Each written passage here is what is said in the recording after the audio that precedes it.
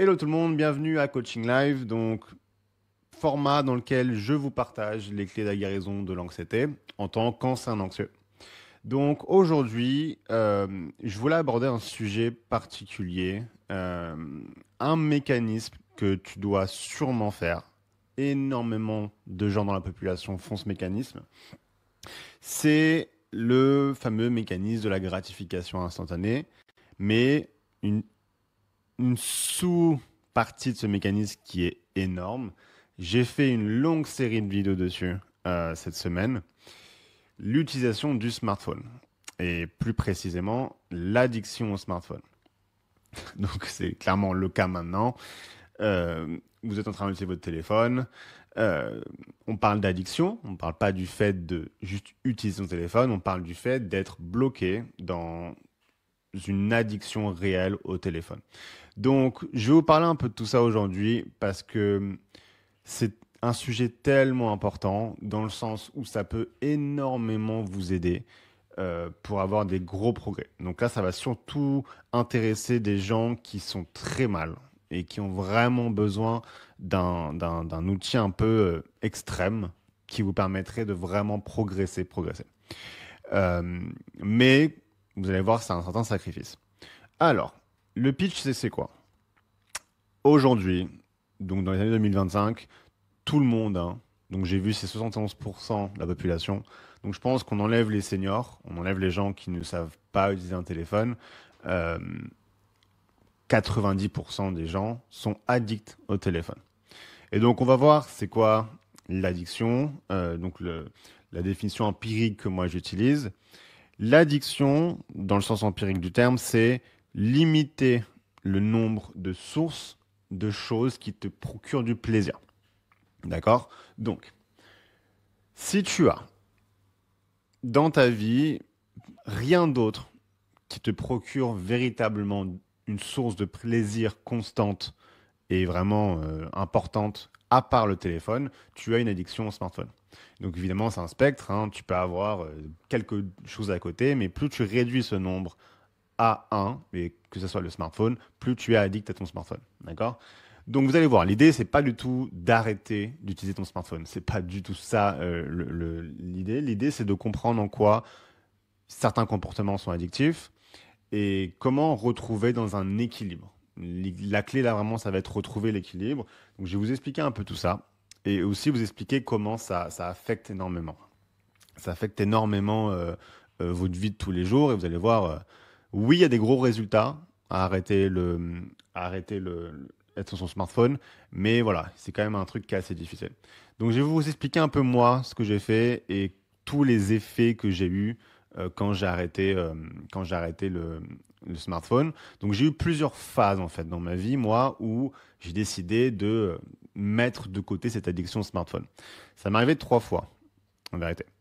La première fois que ça m'est arrivé, c'était quand j'ai atteint le plus bas dans ma guérison. Donc quand j'ai eu une énorme rechute qui m'a vraiment mis au fond du trou et que je me suis dit, ok, ça faisait à peu près 9 mois que j'étais affecté par l'anxiété. J'avais eu 9 mois où je sentais que j'allais de mieux en mieux, mais au bout d'un moment, grosse rechute. Et donc du coup, je suis arrivé à un point où j'étais en mode, ça peut plus durer, il faut que quelque chose change. Il faut que je fasse quelque chose pour ne plus avoir cette anxiété qui vraiment était devenue vraiment dysfonctionnelle à fond. Donc en termes de symptômes, on était vraiment sur de la grosse DPDR constante. J'allais au taf, j'étais dans un nuage, j'avais un filtre noir devant les yeux, j'étais complètement séparé de la réalité. J'étais toujours anxieux, toujours à avoir des pensées anxiogènes, H24, même en travaillant, ça s'arrêtait jamais. Donc on était vraiment à un stade où c'était très compliqué, très compliqué de vivre comme ça. Donc il a fallu, je me suis dit clairement, et là il y a des décisions drastiques qu'il faut mettre en œuvre. Évidemment, je savais que le scrolling sur le téléphone, c'était pas bon. Mais je savais aussi à quel point c'était engrainé dans ma vie comme ça l'est pour vous, hein. Donc l'idée, c'est quoi? C'est de comprendre que quand tu scrolles sur ton téléphone de manière compulsive, donc c'est quand tu te rends compte que sans te rendre compte, tu sors ton téléphone et que tu scrolles et que tu sais même pas pourquoi t'en es arrivé là. Là, on commence à vraiment avoir un signe d'addiction au téléphone. Ça arrive à plein de monde, hein. Il y a aussi des gens, ce qu'ils vont faire, c'est qu'ils vont supprimer l'application parce qu'ils en ont marre. ils vont se retrouver à sortir un téléphone et cliquer à l'endroit où il y avait l'application. Donc là, on est vraiment sur les signes d'addiction. Et donc, c'était clairement le cas, mon cas, hein. J'étais à un niveau où plusieurs fois de suite, j'étais en mode, mais attends, mais j'ai sorti mon téléphone, pourquoi en fait, aujourd'hui? Ça fait 3 fois, là, je suis en train de sortir mon téléphone, je sais même pas pourquoi. Au bout d'un moment, je commence à investiguer, je me rends compte qu'évidemment, que ces moments où je sortais mon téléphone sans vraiment me rendre compte, c'était parce qu'il y avait une PES. Donc les PES, c'est quoi? C'est les pensées, les émotions et les sensations qui sont inconfortables. D'accord? C'est les 3 potentiels éléments déclencheurs de l'anxiété dans notre psyché. Ok? Et donc, dès que j'avais une pensée, une émotion, une sensation qui était inconfortable, donc venait avec cette sensation, un stress, une anxiété, bam, si j'avais mon téléphone à côté, j'avais cette envie vraiment incontrôlable de prendre mon téléphone et de regarder. Donc, dites-moi hein, si vous, dans le chat, vous avez ça aussi. Et donc, je me suis dit, OK, il faut vraiment que tu coupes ça. Clairement, il y a un problème avec ça. Et donc, ce que j'ai fait à l'époque, c'est que j'ai changé de téléphone. Donc, j'avais un vieux téléphone à clapper, là, et j'ai pris ce téléphone-là. Et ça a été drastique. Donc, au début, tu es en mode, putain, tu prends ton téléphone, mais tu vois qu'il n'y a pas l'application, donc tu es en mode, OK, cool. Et tu te rends compte à quel point tu le fais tout le temps, tout le temps, tout le temps. Et au début, c'est très difficile.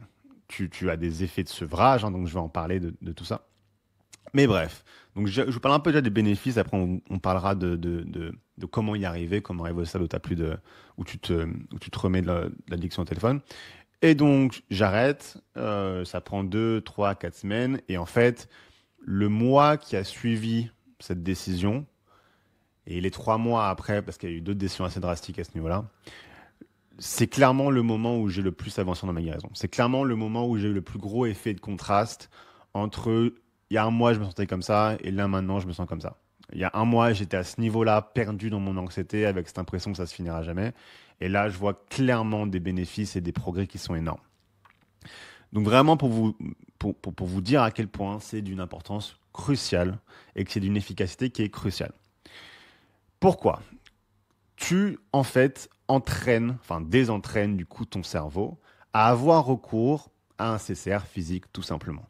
Mais un CCR qui est le CCR le plus répandu et le plus utilisé par clairement toute la population.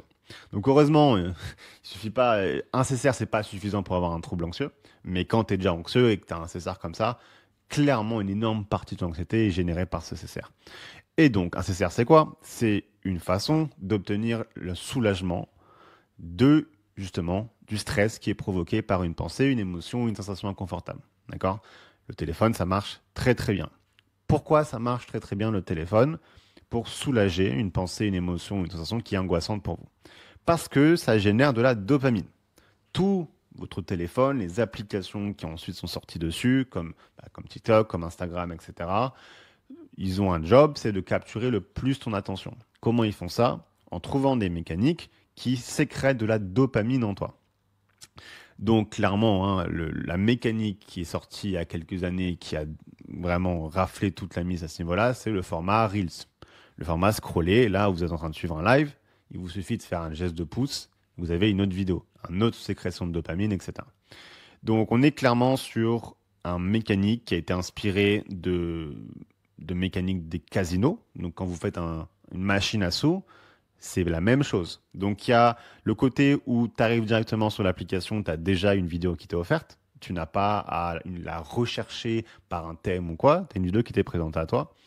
Et tu peux juste scroller du bout du doigt pour avoir une nouvelle vidéo dont tu ne connais pas, en fait, que tu ne connais pas. Tu as cette notion, en fait, de rapidement pouvoir choisir un contenu, enfin, être exposé à un contenu, justement, sans même le choisir, mais aussi à cette notion d'inconnu.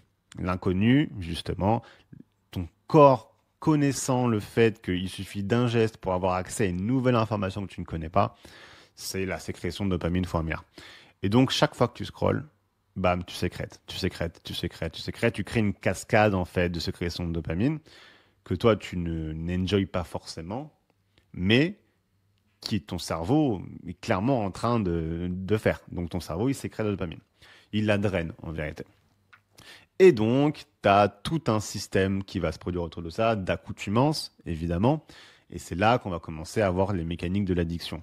Quand tu as trouvé une source de dopamine, ton cerveau va s'adapter à elle. D'accord? Et donc, quand une source de dopamine est très stimulante, comme le scrolling, toute autre source ensuite va être réévaluée par rapport à cette source. Donc, lire un livre, quelque chose qui apporte de la dopamine, mais apporte de la dopamine d'une façon beaucoup plus diffusée. Quand tu lis un livre, le plaisir que tu prends va être pris avec du temps, en apprenant à comprendre les personnages, en apprenant le déroulement des événements, etc. Avec le téléphone, c'est direct, c'est instinctif, c'est instantané, ça arrive tout de suite. D'accord. Et donc, c'est là où on a quelque chose qui est profondément addictif, c'est qu'il va en fait réduire ton intérêt que tu vas porter à toutes les autres activités. Et c'est ça qui nous rapproche de la définition de l'addiction que j'ai dit tout à l'heure, la réduction des sources de plaisir jusqu'à arriver à une seule source. Et ça, c'est extrêmement dangereux parce que quand tu vis normalement, en fait, ça arrive à tout le monde d'avoir des pensées négatives, d'accord? Et c'est quelque chose de normal de se dire, même là on parle d'individus qui sont pas anxieux pathologiquement, c'est quelque chose de normal d'avoir en fait des outils qui te permettent de penser à autre chose.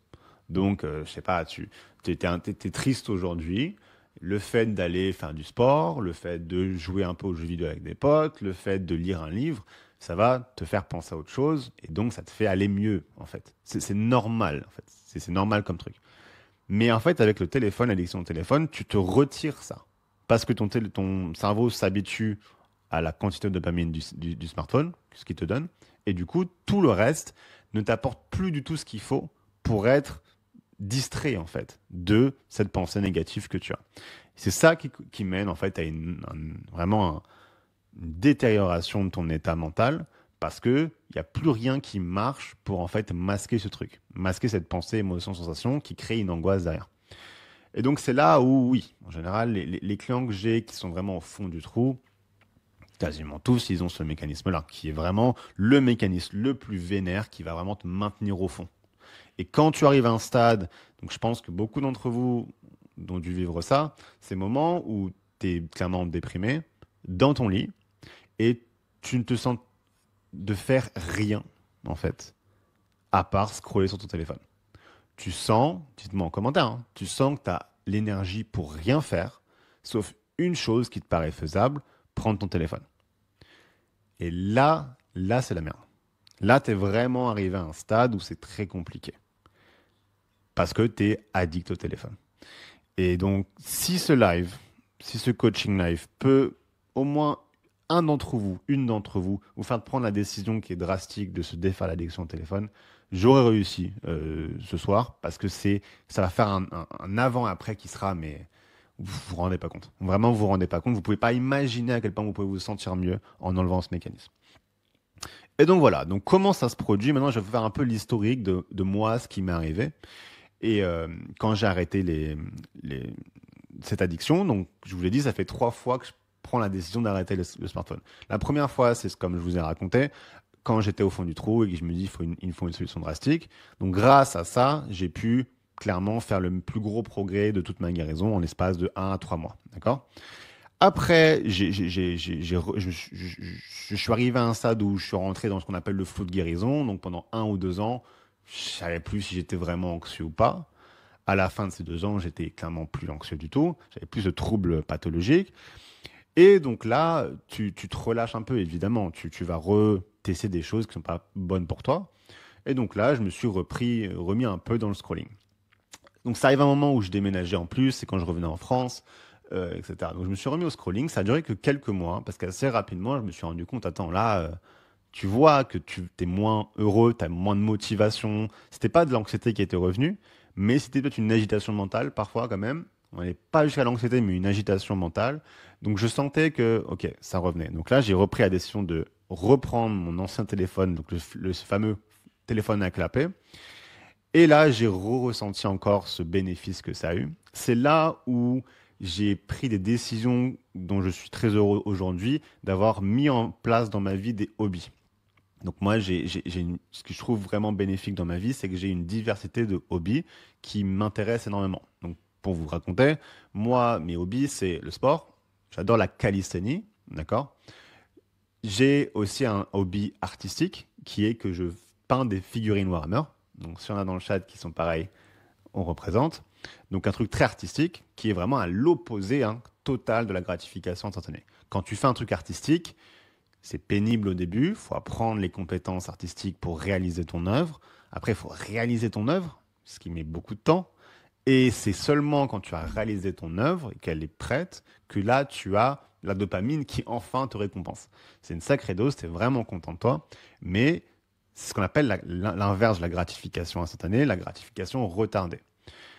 Donc moi, ce que j'ai capté, c'est que dans la vie, il faut avoir de tout. Il faut avoir des gratifications instantanées, mais on va voir quelle bonne gratification instantanée avoir. Mais il faut avoir une diversité dans tout un spectre. Tu vois, c'est un spectre, c'est pas. Donc d'un côté, tu vas avoir scroller sur le téléphone, qui est quelque chose que je fais parfois, d'accord? C'est une activité que j'ai dans ma vie, donc je l'ai pas du tout retiré complètement, mais je veux dire comment je l'ai dosé. Et ça va jusqu'à, pour moi, ouais, tout ce qui est activité artistique, comme peindre des figurines, c'est vraiment de l'autre côté. Où là, ça prend du temps, c'est pénible, c'est quelque chose qui demande beaucoup d'investissement avant d'avoir une récompense, d'accord? Et pour moi, si vous voulez une vie saine, il vous faut de tout. Et donc, de là à là, tu vas avoir donc le scrolling. Après, tu vas avoir les jeux vidéo multijoueurs. Donc, c'est quelque chose qui est très stimulant, mais on n'est pas sur le scrolling où tu prends ton téléphone et tu regardes, d'accord? Qui va en même temps que tout ce qui est consommation de multimédia sur un ordinateur.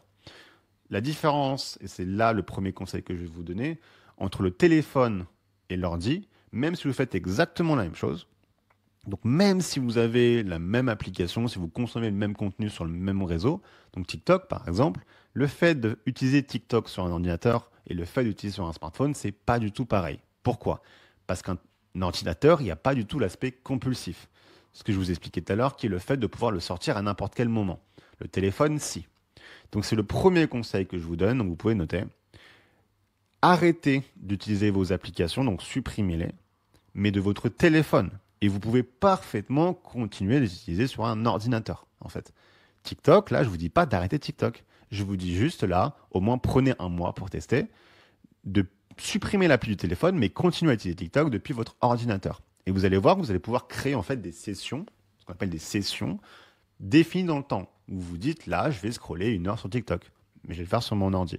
En enlevant en fait là, l'appareil qui vous fait rendre une activité compulsive, ça vous permet de retrouver justement cet équilibre par rapport à elle. De ne pas arrêter complètement ce TikTok, ce serait bête, vous ne serez pas là à récupérer ces informations que je vais vous donner sans TikTok. Donc TikTok est une plateforme qui peut être extrêmement bénéfique si vous trouvez la bonne balance, d'accord?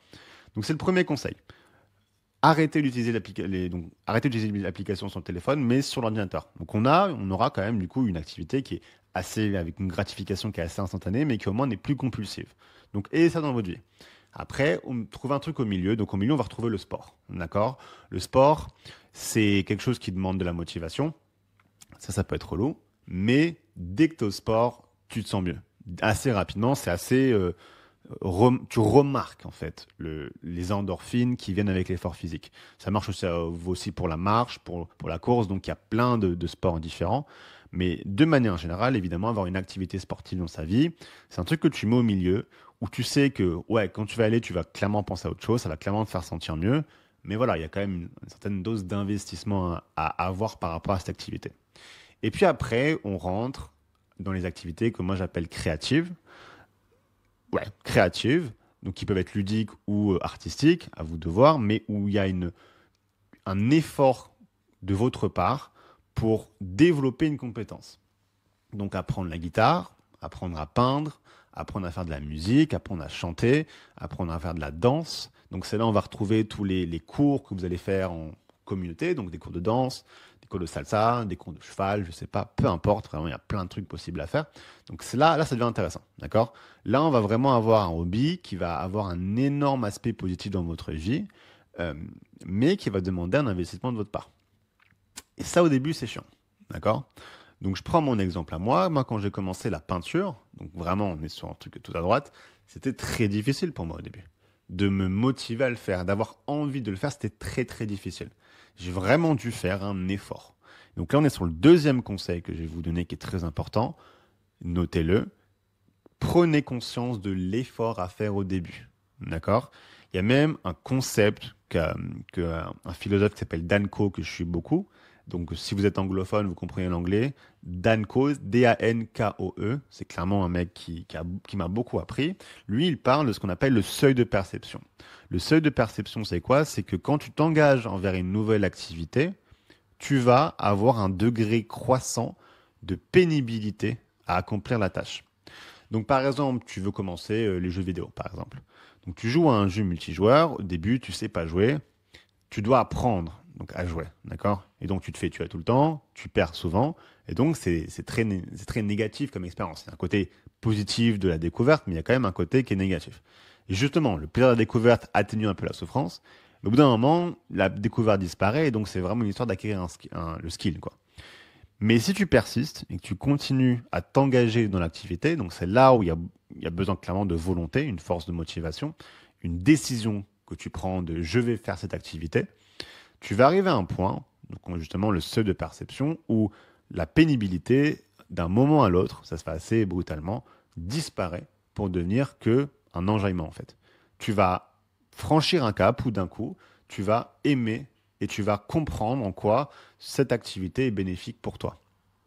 Et quand tu arrives à ce stade-là, c'est bon. L'activité, elle est installée dans ta vie. Elle partira pas, d'accord? Donc, même si des fois, tu vas baisser un peu, par exemple, tu vois, si moi, j'arrête de peindre pendant un mois, ça va être compliqué de m'y remettre. Mais dès que je vais m'y remettre assez rapidement, ah oui, c'est pour ça que j'aime bien, etc. D'accord?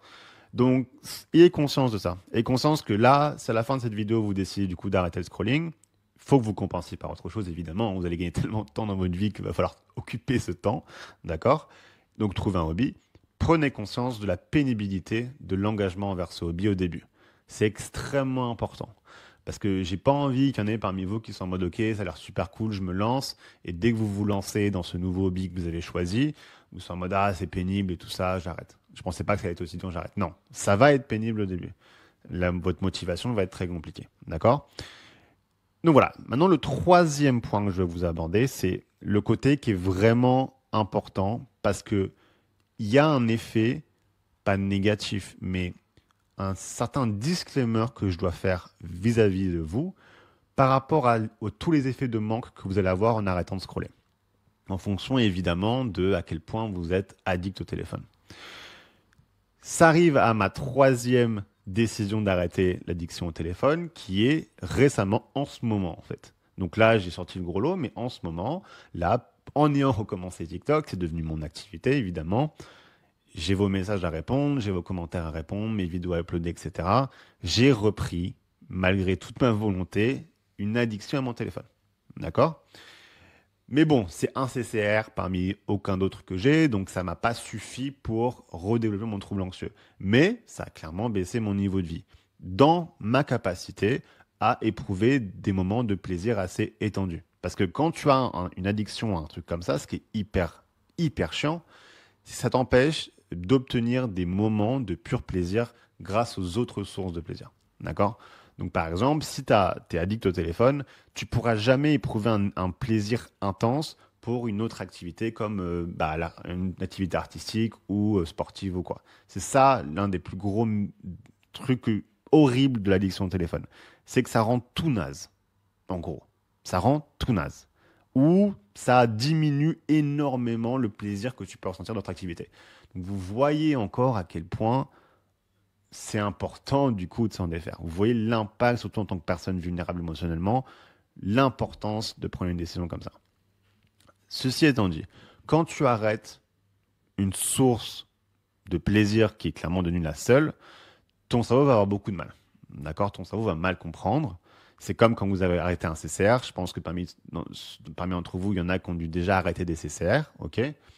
C'est compliqué quand tu arrêtes un CCR parce que tu sens un manque. Tu sens ce truc-là, ah, mais qu'est-ce que je fais maintenant? Là, j'ai ce stress, je peux rien faire. Donc parfois, le stress peut monter. Avec l'arrêt du téléphone, ça va être extrêmement vénère. Pour vous dire, là, quand j'ai décidé d'arrêter le téléphone récemment, l'un des symptômes que j'avais déjà, c'était ce truc que à chaque fois, j'étais en mode petite boule au ventre, où est mon téléphone? Et je me saisissais ça à avoir cette réaction en fait de où est mon téléphone, alors qu'il n'y avait aucune raison d'utiliser mon téléphone. Donc ça, c'est relou. Mais je sentais que de manière générale, j'étais pas déprimé. Le mot est trop dur, mais j'étais clairement beaucoup plus apathique que d'habitude. J'avais clairement une baisse de motivation parfois pour faire des tâches simples, d'accord? C'est normal. C'est parfaitement normal, il faut s'y attendre, d'accord? C'est normal de voir ça, c'est même le signe que votre corps est en train de se remettre de l'addiction, mais il faut en avoir connaissance. Il ne faut pas avoir peur du coup de finir en dépression, quoi. Je sais que beaucoup d'entre vous sont affectés par la dépression. Vous inquiétez pas pour ça, c'est normal. Mais ça peut aller très loin. Ça peut créer des réactions vraiment inattendues. Par exemple, moi, j'avais des grosses difficultés pour m'endormir. Le fait d'avoir arrêté, retirer cette source qui est devenue très importante de dopamine, faisait que le soir, je mettais 2-3 heures à m'endormir. Donc, c'était pas stressant, c'était pas anxieux, mais je sentais les minutes défiler et je me disais, mais pourquoi je dors pas? Ton corps va réagir de façon dont tu ne t'attends pas à l'arrêt, en fait, d'une addiction, tout simplement. C'est là où vraiment je me suis rendu compte que, ouais, c'était clairement devenu une addiction. Parce que dans tous les cas, hein, peu importe à quel point vous vous sentez addict à votre téléphone, vous, vous, vous êtes dans un certain déni. C'est normal. C'est seulement quand tu arrêtes que tu te rends compte, ah ouais, c'était vraiment vénère au final. D'accord? Donc voilà, c'est le troisième point que je voulais voir avec vous. Il y a clairement des effets. Il y a clairement des effets de sevrage. Donc, ayez-en conscience, d'accord? Mais ne vous inquiétez pas, ça va être bizarre comme ça un temps, et après ça part. Et donc ça, c'était la première semaine où j'arrêtais. Là, maintenant, on arrive à peu près à un mois depuis ma décision d'arrêter le smartphone.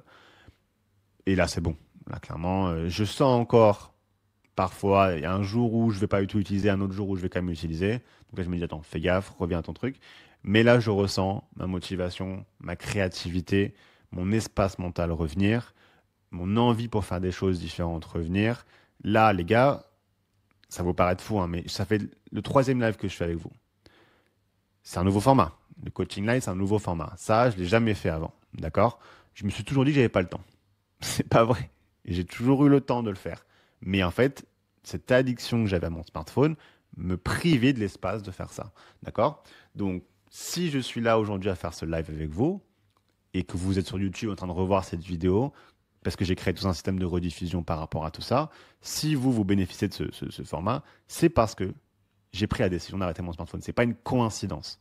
Ce n'est pas du tout une coïncidence. D'accord? L'un implique l'autre. Donc il y a plein de bénéfices par rapport à l'arrêt du téléphone, outre le fait que vous allez être moins anxieux. Et ça, il faut que vous en ayez conscience. Il n'y a pas que l'anxiété que vous aurez en moins quand vous arrêterez le scrolling, vous aurez aussi ça. D'accord? Donc voilà, si avec ça, vous n'êtes pas convaincu, on restera une prochaine fois. Donc voilà, ça termine un peu le sujet principal que je voulais aborder. Maintenant, ce que je vous propose, j'espère que j'étais assez clair. Je répondrai aux commentaires que vous me donnerez par rapport à ce sujet-là.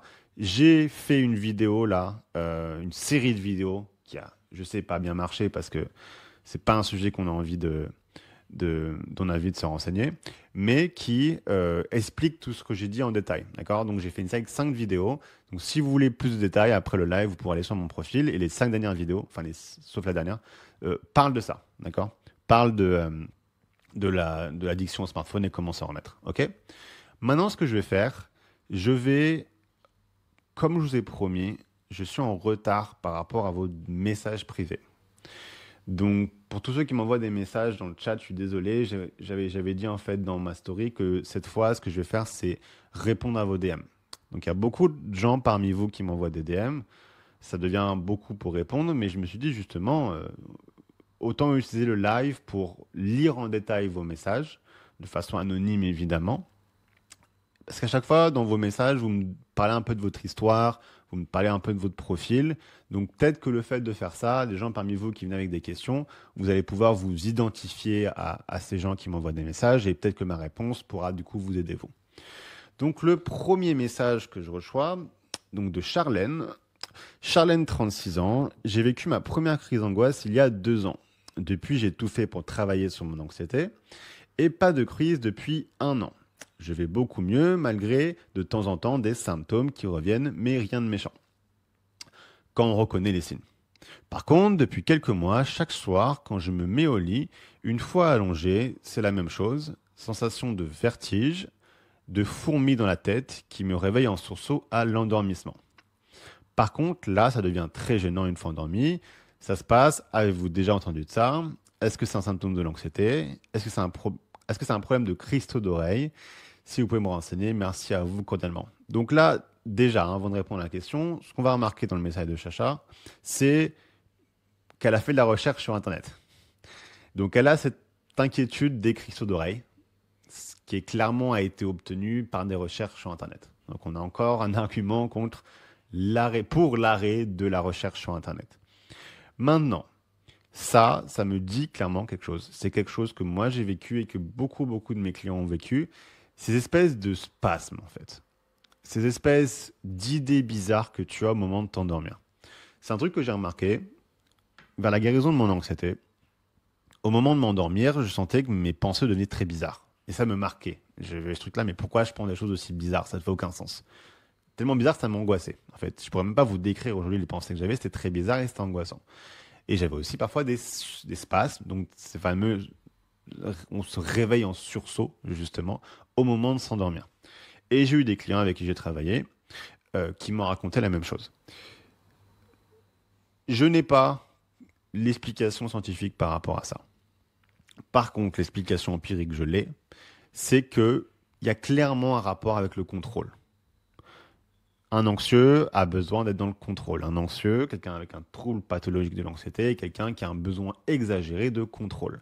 C'est pour ça que moi, quand je commence à avoir des pensées bizarres, chose qui est complètement normale quand tu t'endors, ton cerveau commence à fonctionner de façon bizarre, il rentre dans le royaume des rêves en fait, tu vois.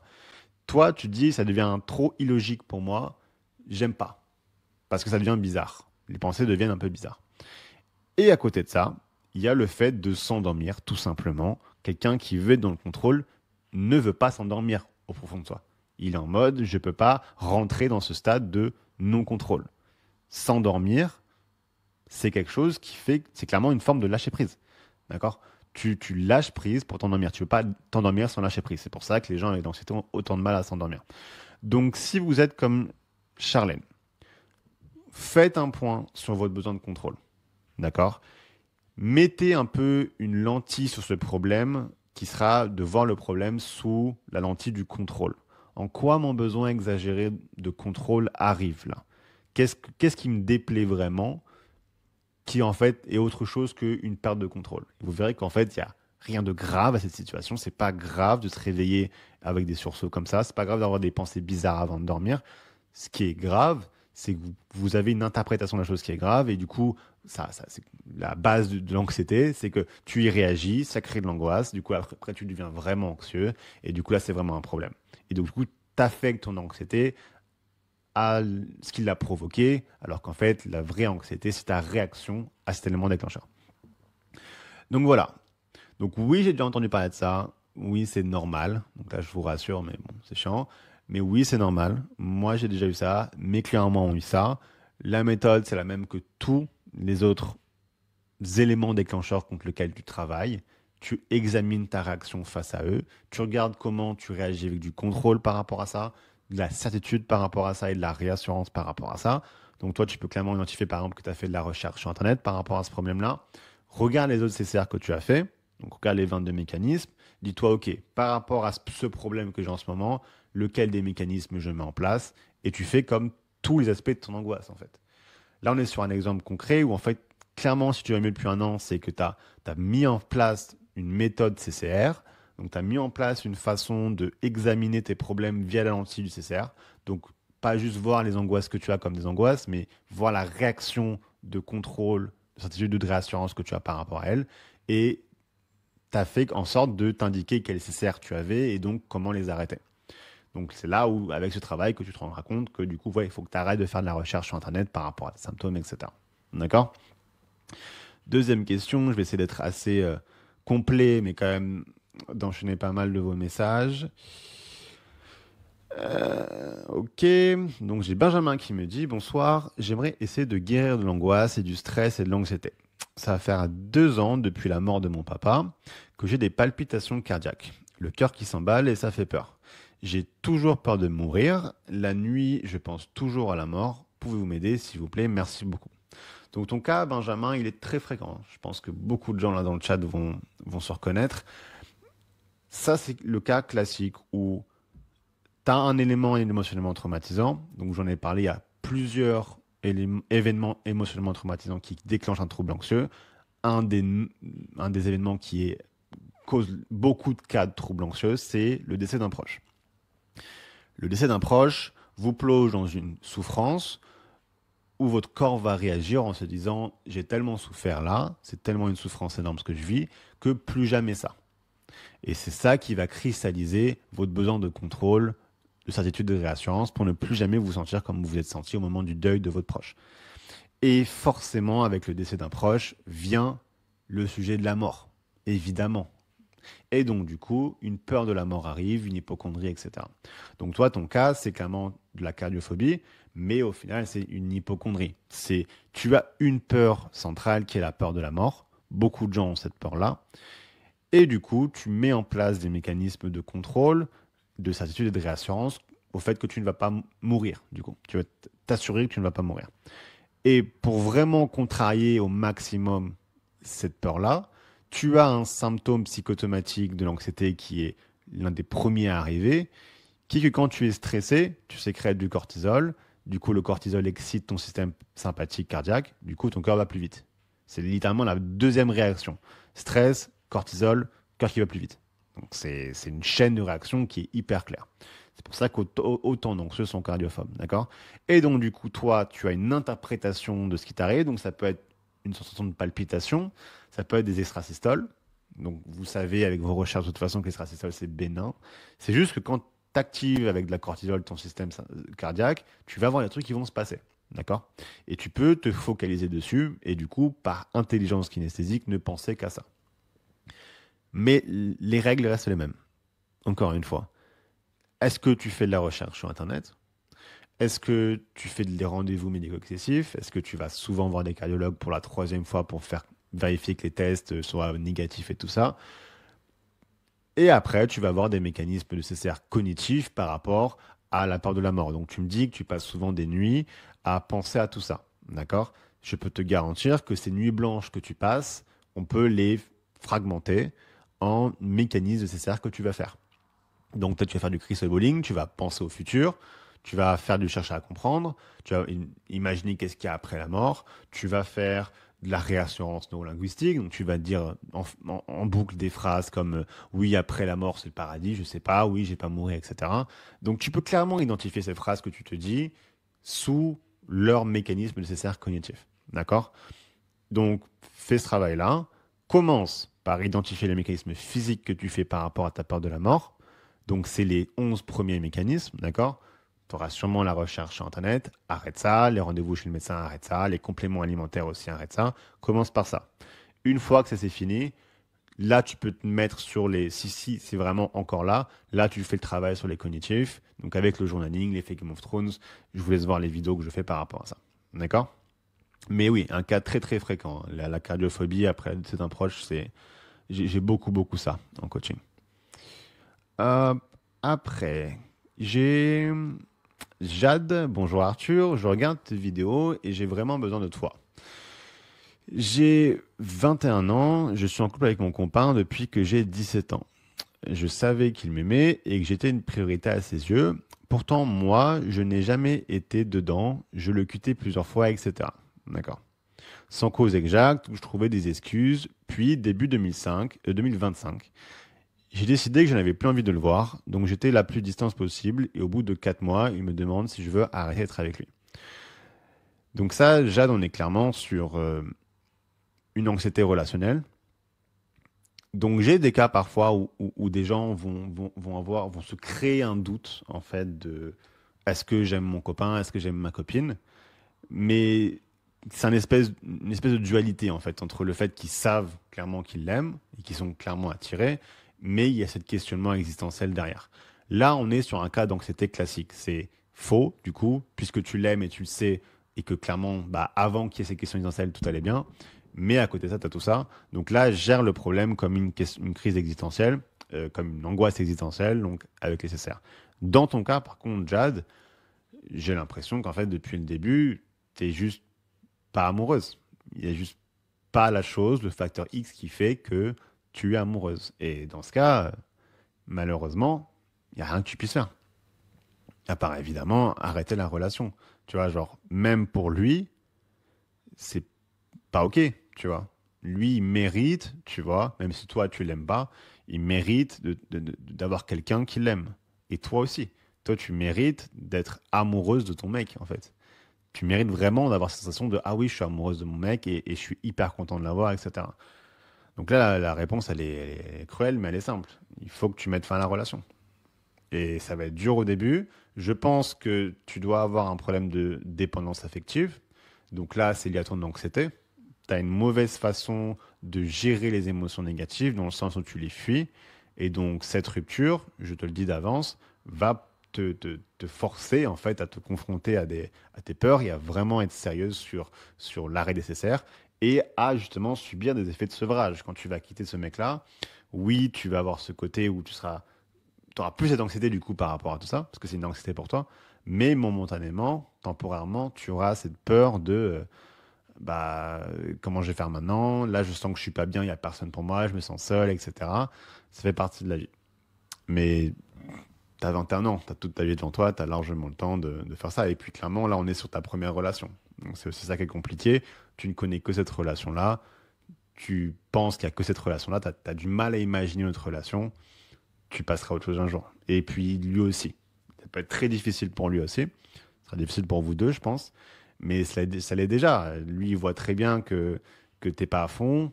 Et si ça continue trop longtemps, ça peut vraiment l'affecter, lui, profondément dans sa croyance de est-ce que je suis quelqu'un qui peut être plaisant pour quelqu'un? Est-ce que je suis quelqu'un dont on peut être amoureux? Tu vois. C'est pour ça qu'il ne faut pas laisser durer des relations comme ça dans le temps parce que ça cause beaucoup de dégâts. Donc voilà, des réponses cash, mais voilà, c'est à mon avis. Wendy qui me dit bonsoir, excuse-moi de te déranger, j'ai une petite question. Je regarde toutes tes vidéos. Si j'ai bien compris, pour guérir des crises d'angoisse, je dois accepter qu'elles arrivent, d'être mal sans chercher à me rassurer ou à la faire passer sur le moment. Wendy, elle a récapitulé toute la méthode, quoi. C'est exactement ça, Wendy. C'est exactement ça. T'as tout résumé. Je dois accepter qu'elle arrive. Donc, peu importe ce que tu penses faire, il n'y a rien que tu puisses faire, elle va arriver. Et toi, il faut que tu la laisses arriver. Être mal, tu vas être mal sans chercher à te réassurer. Donc, en effet, il y a ce dilemme de est-ce que je cherche une méthode d'aller mieux émotionnellement là, maintenant, au court terme, ou non, et la faire passer sur le moment. La faire passer sur le moment, parce que ce n'est quelque chose de momentané, qui passera dans tous les cas. D'accord? Donc oui, là, tu as tout résumé, Wendy. Bravo, super. Donc maintenant, tu n'as plus qu'à mettre tout ça en application. Alors, qui d'autre? Déjà, c'est un peu un petit long message, ça. Ok, j'ai Malo qui me dit Hello Arthur, j'apprécie beaucoup ton contenu. Est-ce que tu aurais une approche concernant un combo assez barbant qui cumule en même temps pensée intrusive et phobie d'impulsion? Donc, les pensées intrusives et les phobies d'impulsion. Le combo, hein, ça va souvent ensemble les deux. Donc, deux symptômes qu'on va beaucoup retrouver. Les pensées intrusives, en gros, c'est le fait d'avoir des pensées qui reviennent assez fréquemment, des pensées négatives, du coup, liées à une phobie que tu as, qui te pollue l'esprit et contre lesquelles tu vas avoir une dynamique de bataille. Tu ne veux pas qu'elles soient là, tu n'acceptes pas leur présence. Pour ce mécanisme, pour ce symptôme-là, il y a un mécanisme en particulier dont vous devrez vous renseigner, c'est le mécanisme du désintérêt forcé. C'est le fait de se dire, en gros, faut pas que j'y pense. Faut pas que je pense à ça, faut pas que je pense à ça. C'est mauvais ces pensées dans ma tête, faut pas que j'y pense. Donc renseignez-vous sur ce mécanisme via la barre de recherche vers mes vidéos et faites vos journaling par rapport à ce mécanisme-là. Les phobies d'impulsion, on a à peu près pareil, mais là on va beaucoup avoir de la réassurance, du listing de réassurance et de la réassurance neurolinguistique. Donc moi j'ai beaucoup de parents qui ont des phobies d'impulsion par rapport à leur famille. Donc évidemment, tu es anxieux, c'est quoi la chose qui est la plus chère pour dans ta vie? C'est ta famille. Et donc, évidemment que tu vas arriver à un point où tu vas avoir des phobies d'impulsion, où tu vas faire du mal à ta famille. D'accord? Donc là, tu vas souvent tomber dans un truc où tu vas commencer à vouloir, et en fait à devoir répondre à ces pensées, peut-être aussi par un devoir moral. Tu te dis moralement, je ne peux pas avoir des pensées où je fais du mal à ma famille. Il va y avoir un jugement moral que tu vas te dresser envers toi-même. Et donc, du coup, tu vas réagir par une réassurance de non, ça va pas arriver. Et puis même parfois, même donner des arguments pour lesquels ça n'arrive pas.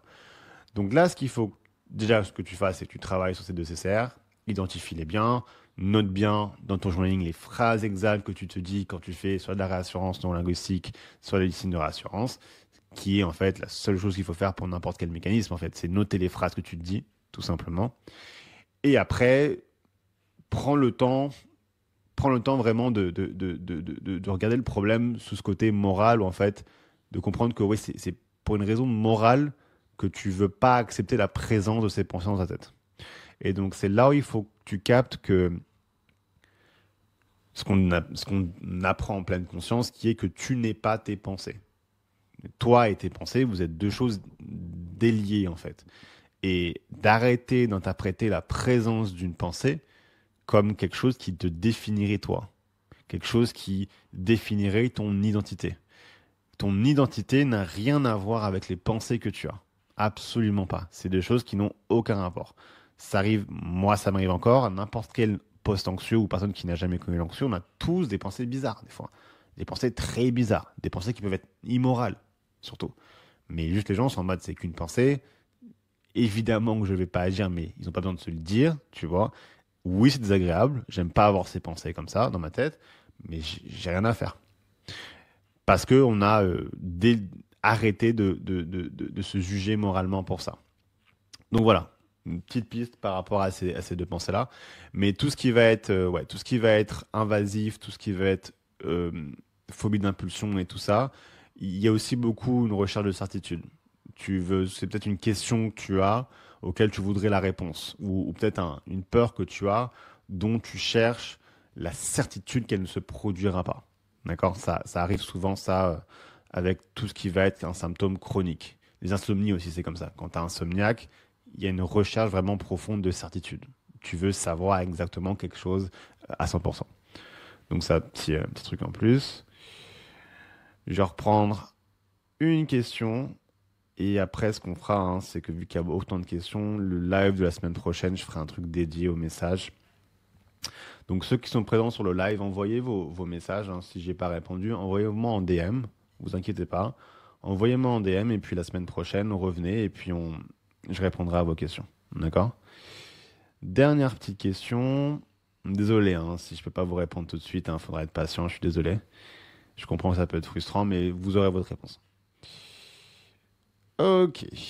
Alors, une dernière petite question. Je vais voir un truc pas trop long. Si vous voulez m'envoyer une question justement pour la semaine prochaine, faites un truc avec assez de substance pour que je puisse écouter, mais pas trop long pour que je puisse avoir le temps de le dire en live. Alors, donc j'ai un utilisateur qui me dit: Bonjour Arthur, mon psychiatre m'a diagnostiqué une anxiété avec des symptômes dissociatifs. Donc tu dois faire de la DPDA. Voilà. Parmi ces symptômes, il y a la déréalisation, la dépersonnalisation. Et aussi le fait de croire à des choses fausses pendant un petit laps de temps. 10 secondes. Ok. Depuis, j'ai peur de devenir fou ou de perdre la tête. Donc l'une des peurs classiques de l'anxiété. Je pense que parmi vous, il y en a une bonne partie qui a cette peur de devenir fou. Et même si le psychiatre m'a dit que ça fait partie de l'anxiété, j'ai du mal à comprendre et à accepter ce deuxième symptôme. Croire en des choses fausses pendant un court instant. Car c'est vraiment comme si j'étais persuadé qu'une chose est arrivée, puis 10 secondes plus tard me dire: ah mais non, c'est faux, pourquoi je pense ça? Ça, si vous avez un jour une discussion avec ma copine, ça m'arrive tout le temps, hein, de penser que j'ai dit quelque chose ou que j'ai fait quelque chose, alors qu'en fait, c'est pas du tout le cas. C'est pas grave. Il n'y a rien de grave à ça. Hein. Ça arrive à... En fait, tu te trompais, quoi. Je sais qu'il y a la DPDR qui rend le truc un peu plus compliqué, un peu plus hardcore que ça. Mais là, c'est une exagération de quelque chose qui se produit, mais pour tout le monde, naturellement. Tu vois, c'est normal de penser quelque chose qui est faux. Ça arrive. Et il y en a qui le font encore tous les jours, tu vois. Donc j'aimerais avoir votre avis sur ça. Je vous remercie en avance pour votre réponse. Donc là, il y a le sujet de la peur de devenir fou qui revient souvent.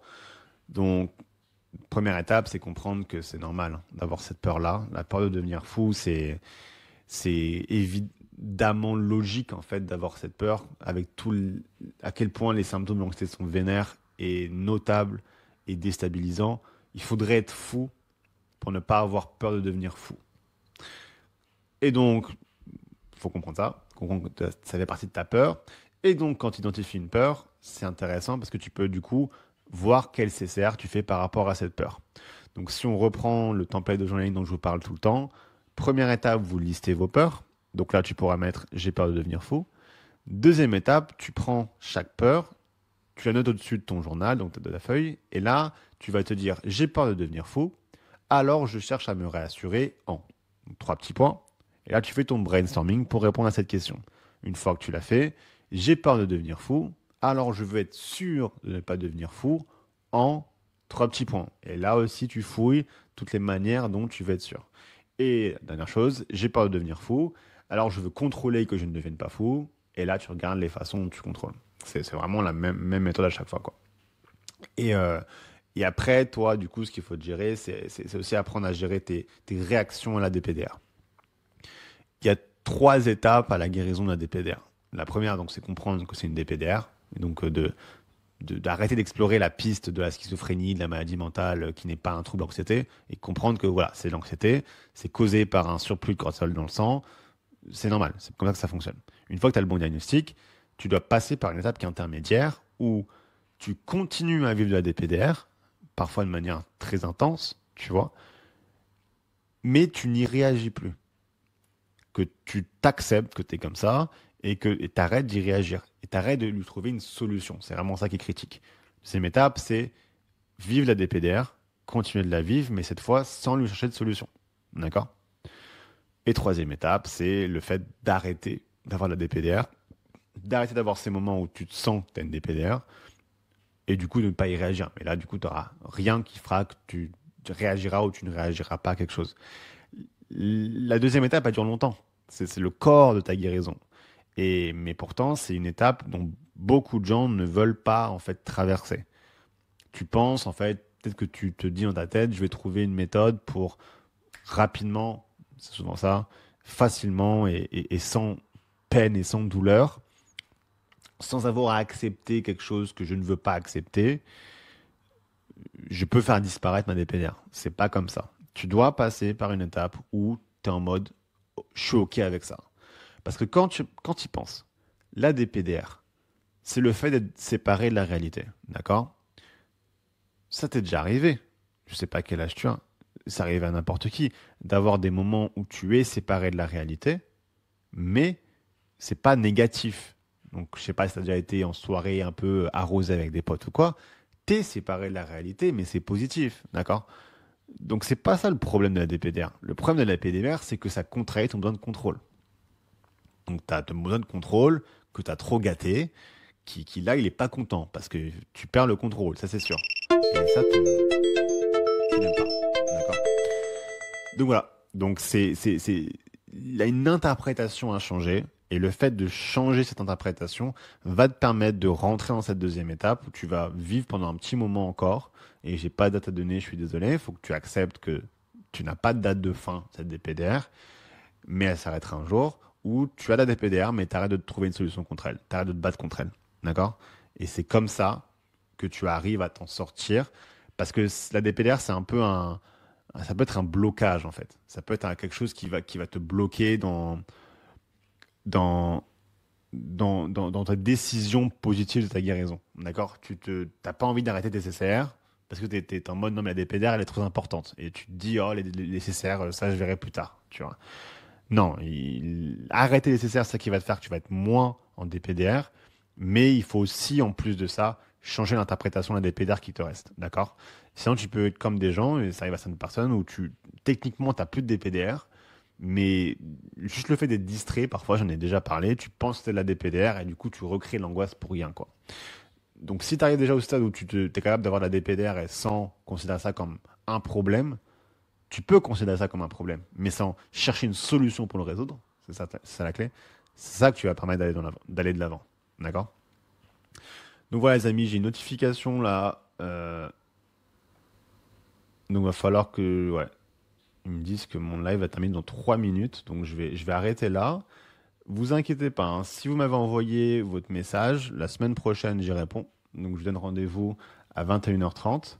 Et ce qu'on fera, c'est juste un live où je réponds juste à vos questions. D'accord? Pour ceux qui nous écoutent sur Spotify et que vous avez aimé ce live, si vous voulez supporter le podcast, mettez un avis positif. Si vous êtes sur YouTube, le petit pouce, l'abonnement si ce n'est pas encore fait. Et puis, je vous donne rendez-vous tous les dimanches à 21h30 si vous voulez être en live sur TikTok. Donc, si vous voulez participer au live. Et puis d'ici là, je vous dis à la semaine prochaine. Ça marche? Allez, prenez soin de vous, les amis. Tenez le coup. Moi, je crois en vous.